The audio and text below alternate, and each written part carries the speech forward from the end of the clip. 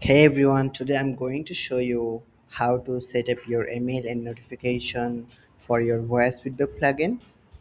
First, you have to go voice feedback settings options. Then you can see email and notification. You can see there is a fail enable email notification. All you have to just enable this option. Email delivery may fail without SMTP, so set up your SMTP on your site. So if you click recipient, there is an option for choosing who received the feedback emails. You can select site admin or custom email.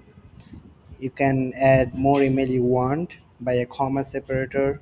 So I'll choose site admin.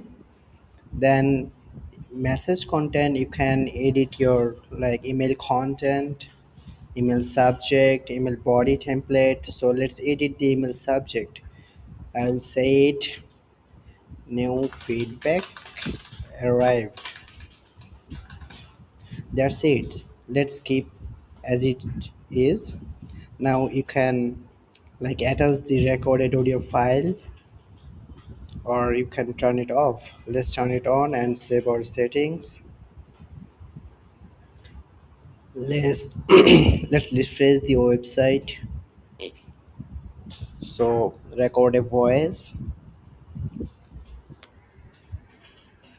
clear it. So record a voice like, hey, this is a test voice of voice feedback. Send it. You can see it has successfully done. Now check our email. See, we have an email called new feedback arrived, the custom